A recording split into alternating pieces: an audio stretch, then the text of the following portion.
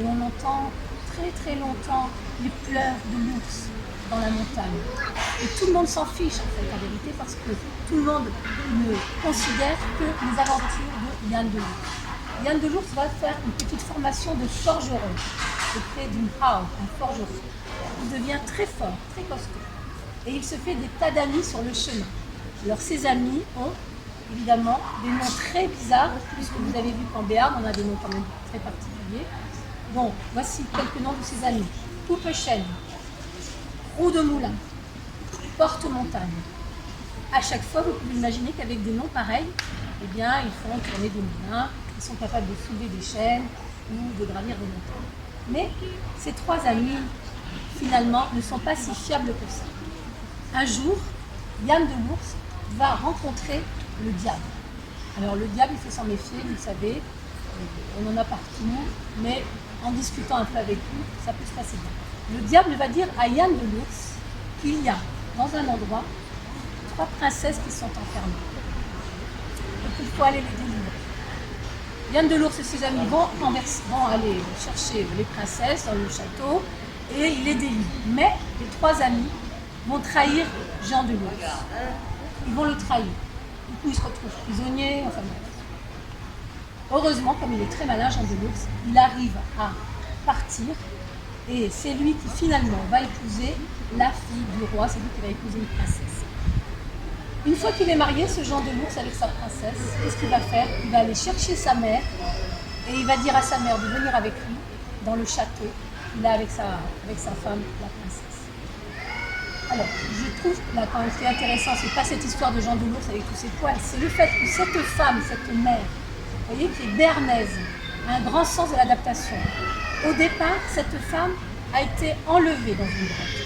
Puis, elle s'est adaptée à sa vie dans cette grotte, avec un ours. Et une fois qu'elle a pu être libérée, cette femme va être capable de vivre dans un château et surtout de très bien s'entendre avec sa belle-fille. Donc, ce sont des qualités d'une femme béarnaise. Alors, il y a une petite anecdote qui a été rapportée, que j'ai lue, qui m'a complètement estomaquée. Figurez-vous que l'ours, dans des temps anciens, avait une queue. Ah oui, ça on ne sait pas, il avait une queue. Alors, il est arrivé beaucoup d'aventures à cet ours, avec sa queue. Et il a été, bon, il a rencontré des chevaux, des béliers, des porcs, etc. Qui lui ont cassé les dents, qui lui ont défoncé les côtes, qui l'ont trempé jusqu'à l'os. Enfin bon bref, un ours avec une queue à qui il arrive plein de mésaventures. Et à un moment donné, cet ours avec la queue se trouve nez à nez avec un bûcheron. Le bûcheron, ils essayent de se battre, ils n'y arrivent pas. Le bûcheron a tellement peur qu'il monte dans un arbre. Il a une hache à la main. Et il a tellement peur, parce que l'ours est là en train de gratter l'arbre. Il a tellement peur, que ses mains se mettent à trembler, ses doigts se mettent à trembler terriblement. Il lâche sa hache. L'ours est en bas de l'arbre. Qu'est-ce qui se passe? Exactement parce que la hache, P égale NG, tombe exactement sur la queue de l'ours et coupe la queue de l'ours. C'est depuis ce temps que dans le Béarn, on a des ours sans queue. Je vous disais que le prénom de Jean est à la mode, mais alors le prénom le plus populaire ici dans le Béarn, c'est Jean-Pierre. C'est vrai que ça fait rêver personne, Jean-Pierre, mais c'est quand même un prénom à la mode. Alors tout le monde pense que les Béarnais utilisent ce prénom de Jean-Pierre à cause de ce fameux gars du type que est le journal télévisé. Comment il s'appelle déjà? Pernod. Sur la 1. Jean-Pierre Pernod, non? Pernod, non? Mais oui. Alors c'est pas du tout pour ça, c'est pas à cause de Jean-Pierre Pernod que tout le monde s'appelle Jean-Pierre dans le Béarn. Non, c'est à cause d'une légende. La légende du pic d'Osso. Tout simplement ce qu'il y avait. Autrefois, il y avait 10 Weiss, 2 frères. Jean, qui était quelqu'un de très joyeux, Gaujus. Il était petit, joyeux. Il avait intérêt joyeux, donc il était petit. Et il y avait également Pierre, son frère, son jumeau, qui lui était très ténébreux, taciturne, qui s'entendait comme les 2 doigts de la main, comme souvent les jumeaux. Et d'ailleurs, tous ceux qui ont donné le prénom de Jean-Pierre dans le Béarn, malheureusement, le prénom Jean-Pierre conduit à une certaine bipolarité à cause de ce que je viens de vous dire, à savoir Jean était joyeux, Pierre était ténébreux. Donc du coup, c'est pas un prénom que je vous conseille quand même de donner parce que ça crée des personnalités qui ne savent pas trop comment se fixer. Donc ils étaient bergers, ces deux-là, Jean et Pierre. Ils étaient heureux dans la montagne, ils surveillaient leurs troupeaux et ils avaient une mission, empêcher les barbares d'envahir la vallée. Parce que dans le temps, il y avait des barbares qui voulaient absolument s'installer ici, parce qu'il paraît que dans le Béarn, on vit bien, on mange bien, c'est approuvé, hein, ça.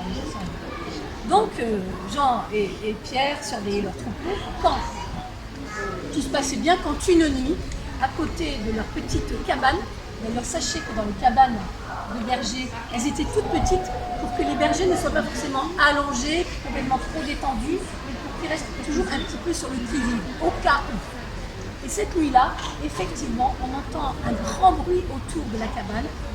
C'est quoi? On peut penser à quoi immédiatement, là, comme ça? On peut penser qu'il y a un barbare. Ah, très très bonne idée. C'est pas un barbare, on peut penser à un ours. Pas du tout, c'est un bouc. Un bouc, vous me direz. Ouais, mais le bouc, généralement, est la représentation du diable. Donc le bouc est là, Jean, il sort, prêt à se bagarrer avec le bouc. Enfin, c'est terrible, terrible. Et puis après, Pierre, il sort et tout. Et puis, il y a un gros bataille, il est tue mal, enfin, un truc horrible. Et puis finalement, ils n'en viennent pas à bout. Et puis finalement, il y a une brouche qui arrive. C'est compliqué les histoires, il y a le diable, il y a la brouche. La brouche arrive et elle entraîne Pierre et Jean dans le monde souterrain. Alors qu'est-ce que c'est une brouche? La sourcière, une sorcière.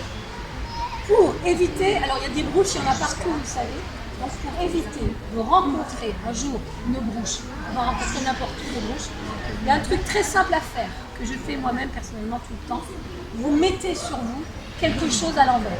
Par exemple, actuellement, j'ai la culotte à l'envers, ok? Comme ça, ah ouais, je le dis. Comme ça, moi, je suis sûre de ne pas croiser la brouche. C'est ce que ma mère m'a appris quand j'étais petite. Elle me disait, quand je mettais un vêtement à l'envers, tu vas faire pleurer la sorcière.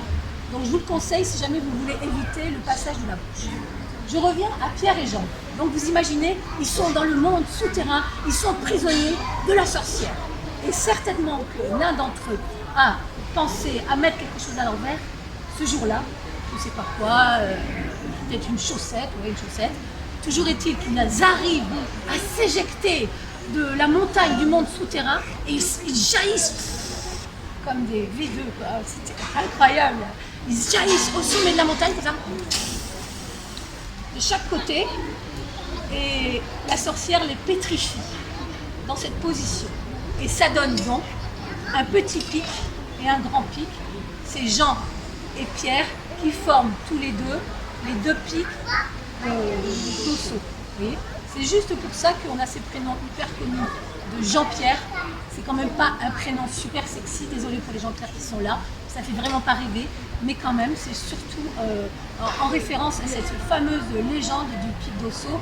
Donc Jean-Pierre, si tu m'entends, tiens-toi fier parce que quand même c'est un super prénom. Ouais, merci, c'est pas évident.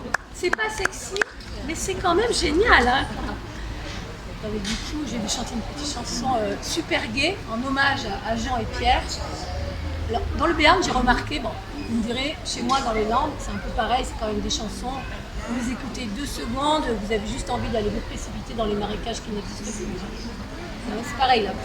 Ma presper fantasia, au gandem ha pastu, ben heglane Julia, del brano pastu. Ça veut dire, mais quelle idée j'ai eue de vouloir devenir berger, de prendre le bâton.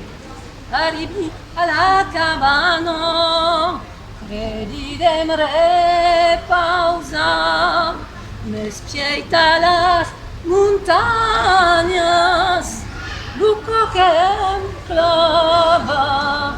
J'arrive à la cabane, la fameuse cabane où on ne peut pas dormir vraiment allongé. Je crois me reposer. Je regarde les montagnes et là, mon cœur se serre. Bon, je vous passe tous les couplets parce qu'il y en a pléthore. Je finirai allongé à en faire de les chanter. Mais le dernier. Adieu Maria Blanca, la reine dos pastos, guarda la montagne. Las aigües et las flous. Adieu, Marie la Blanche, la reine des pasteurs, des bergers. Garde bien la montagne les herbes et les fleurs. Et pour la petite anecdote, sachez que cette Marie la Blanche était une jeune fille innocente qui a malheureusement croisé sur son chemin un homme des plus vils et qu'elle en a perdu et son innocence et la vie. L'histoire s'est passée en fait un jour au Maï Massibé. Alors ça concerne un jeune et beau berger, une broye et Jouen Août. Alors là je fais quand même une parenthèse parce qu'il semblerait que dans le Béarn, vous ayez tous des bergers qui sont jeunes et beaux. Moi j'ai fait quelques estives, j'ai vu des bergers, c'était pas tous forcément jeunes et beaux, il y en avait aussi des vieux. Non, je sais pas, il faut rétablissons quand même. Vous savez ce qui s'est passé d'ailleurs entre les Landais et les Béarnais? Alors là je vous le dis, mais ça c'est horrible. Parce qu'un jour il y a un de vos aouillés là, de vos bergers béarnais, il arrive trop fier dans les Landes là, avec sa cape blanche. Grosse prestance hein, quand même les bergers béarnais, grosse prestance. Il arrive avec sa cape blanche là, chez nous dans les Landes. Et qu'est-ce qu'il fait le gars? Il se dit, il faisait chaud comme aujourd'hui, je vais me baigner.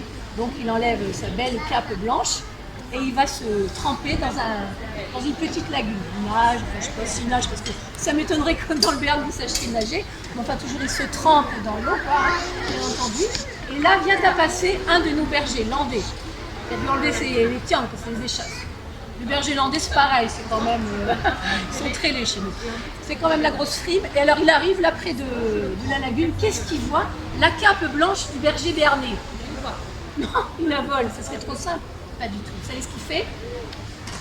C'est horrible, je le dis quand même. Et bien, il se met à caguer dedans. Caguer, vous comprenez? Je n'ai pas besoin de le faire physiquement, vous comprenez? Caguer, caguer, oui, tout le monde. Okay. Il cague dedans. Qu'est-ce qu'il fait le berger? Il s'en va bien sûr, il ne va pas rester là près de la cape. Oh, quel cagard! Non, il escarapate, il s'en va. Le berger béarnais sort de l'eau, tout frais, tout propre, tout beau. Il veut mettre sa cape, qu'est-ce qu'il voit? Alors là, il n'est pas content. Voilà. La vengeance, je ne vais pas en parler vraiment. Mais sachez qu'il est rentré chez lui, ce berger béarnais. Très très remonté contre la famille de ce berger landais. Et qu'est-ce qu'il a envoyé quelques temps plus tard? Les loups. Bon, alors je ne dis pas la suite de l'histoire, parce qu'elle est terrible. En fait, il a envoyé les loups. Les loups se sont vengés sur la petite fille du berger. On a retrouvé que c'est chouette. Je ne sais pas pourquoi j'ai fait cette parenthèse. Ah oui, pour vous dire qu'il y avait ce jeune homme donc, qui était au Maï Massibé, ce jeune berger beau et intelligent. Et la brume se met à tomber. Vous voyez ce que c'est cette brume dans la montagne? Et là, au lieu de mener les brebis par devant, il les mène au cul, quoi. Parce qu'il faut les guider, sortir de la brume. Et il sort enfin de la brume, et qu'est-ce qu'il y a devant lui? Une vieille. Alors des vieilles, il y en a beaucoup dans les histoires, chez moi aussi il y en a beaucoup. Hein. Alors cette vieille, il faut savoir qu'elle est toute couchide, toute courbée, toute nègre, toute noire, et toute moukirouve, et pleine de morts. Je pense que c'est là où le bas blesse, c'est au niveau de la mort. Parce que le reste, et la vieille est là, devant le berger, et elle lui dit, la brume s'est dissipée, hein, comme par enchantement, et elle lui dit « Païemé Poutou, Païemé Poutou !» Alors d'aucuns qui ne sont pas du pays vont penser que Poutou, c'est le fameux syndicaliste là, qui s'est présenté à Bordeaux, mais en fait il n'a pas été élu malheureusement, enfin je ne sais pas. Et non, c'est pas ça. Le Poutou, c'est quoi le Poutou? Un bisou, Païemé Poutou. Alors le jeune berger qui est beau, qui a toutes les filles qu'il veut, hein, il voit la vieille, qui est nègre, clouchide, moukirou, il lui demande un bisou, qu'est-ce qu'il lui dit? Non. Il lui dit non, Bakaga. Ça c'est la grosse insulte, il dit ça à une vieille, Bakaga. Bon, la brume se remet instantanément dans le paysage et la vieille disparaît. Quand même ce berger qui a insulté une vieille nègre, clouchide et moukirou, le soir il est dans son lit, et il est tracassé. C'était quoi cette vieille? Pourquoi elle était là? Qu'est-ce qu'elle me voulait? Il est tellement tracassé qu'au petit matin, il fait les 3 heures de descente pour aller jusqu'au village d'Eidis. Et là, il arrive au village et il prend conseil auprès d'un vieux. Vous savez que dans chaque village, il y a toujours des vieux qui sont là pour vous conseiller dans ce qui vous arrive dans la vie. Il va voir le vieux et lui dit voilà, regardez. Ouais. Hier, j'ai rencontré une vieille dans la rue, moi. Ouais, alors, t'as vu quoi? bah, cette vieille, elle était toute conchine, toute mièvre, toute rouge. Oh! Et alors, elle m'a demandé un bisou, un poutou. Et tu l'as fait le poutou, j'espère, qu'il dit le vieux. Ah non, non, il dit le jeune berger, oh, j'ai pas fait un poutou à une vieille comme ça, tu rigoles. Mais malheureuse, malheureuse. Alors là, quand un vieux te dit malheureuse, malheureuse, ça c'est que il va t'arriver des bricoles. Malheureuse, malheureuse, mais tu aurais dû lui faire le poutou, oui, à cette vieille. Ah mais non, je vais pas faire. Si, elle t'aurait fait la fortune, idiot, grand-père, idiot. Ah, le berger, il est dans tous ses états minces, il n'a pas fait ce poutou à la vieille, et du coup, il a perdu la fortune. Et il se dit non, je vais rattraper le coup. Alors comme souvent les garçons, quand ils ont fait un truc qui n'est pas terrible, folichon, qu'est-ce qu'ils font? Bouquet de fleurs. Donc là le berger, il va près du casaque de Catherine, il arrache le rosier avec les racines, et il se dit, je vais rattraper l'histoire. Je vais aller m'excuser auprès de cette vieille, lui offrir un bouquet de roses blanches, et puis c'est sûr que l'histoire va bien se passer, va bien se finir, et je ferai fortune. Il remonte, 3 heures de marche, et là il arrive au Maï Massibé, et qu'est-ce qu'il voit en haut, au sommet? Voilà. Et ben non, une hade. Alors c'est ce que c'est une hade? C'est une fée, la fado, la hade. D'ailleurs le fada, il faut savoir, le fada, quand on dit oh il est fada ce truc, c'est rien en fait, c'est juste qu'il a été prié par le filet d'une fée le fada. Donc il arrive et puis il voit une fée, mais elle est trop belle, elle a les cheveux de soie, blonde, elle est jeune, elle est belle, enfin la fée quoi. Et alors le berger qui est là avec son bouquet, enfin avec son rosier entier, il me dit oh, je vais te le faire le poutou, je vais te le faire le poutou. Et qu'est-ce qu'elle dit la fée? Elle dit ça va pas ou quoi? Hier quand j'étais nègre, crouchy, des moupirouses, t'as pas voulu m'embrasser et aujourd'hui tu veux m'embrasser? Alors là je fais une parenthèse quand même. Moi je comprends le berger en même temps. Je sais pas, un beau gars comme ça, forcément il va avoir tendance à embrasser une femme qui est jeune, jolie et blonde, et plutôt qu'une vieille qui a de la moupironnée quand même, non? Voilà. J'ai trouvé un peu injuste dans cette histoire. Bon, enfin bref. Et en plus la fée lui dit, et puis viens, tu vas voir dans la grotte, tu vas voir ce que tu as raté hier en me donnant pas un poutou. Viens voir! Elles peuvent être terribles les fées, il faut faire gaffe. Donc du coup, il suit la fée, il rentre dans la grotte, et là qu'est-ce qu'il voit? Il voit que dans la grotte, il y a 7 marmites pleines d'or. 7 toppings d'or. Et la fée lui dit, tu vois, t'as pas voulu m'embrasser hier, eh bien tu viens de perdre toute cette fortune, et tu feras la pauvreté des gens d'Aïdius parce que tu n'as pas voulu m'embrasser. Et le village d'Aïdius sera désormais pauvre comme les pierres. Oh, il est dégoûté, le berger. Il sort de la grotte, il se met le rosier là sur le côté, il le lâche, il est vraiment dégoûté. Il a perdu la fortune, enfin bon bref, et il s'en va.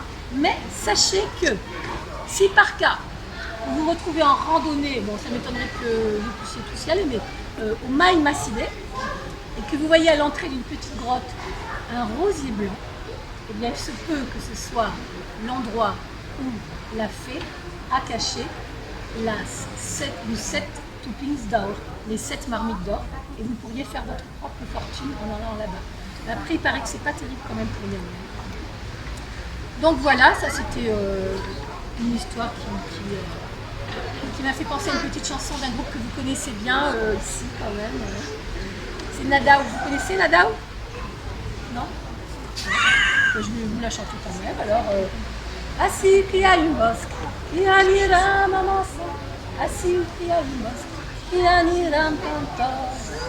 O bosque a une honte, capere monta detto, o bosque a une honte, beirás comiebou, beirás comiebou. Ça veut dire que près d'un bois, il y a une fontaine où il fait très très bon.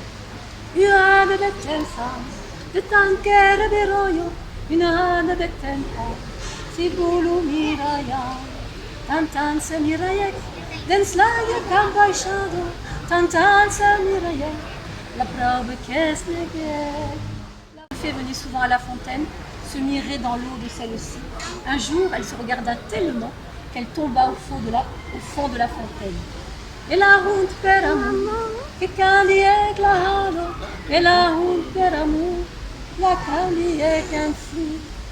Dan tuiscas tu cane, aruda per la ghetto, dan tuiscas tu cane, que flourèche une rosée, que flourèche une rosée.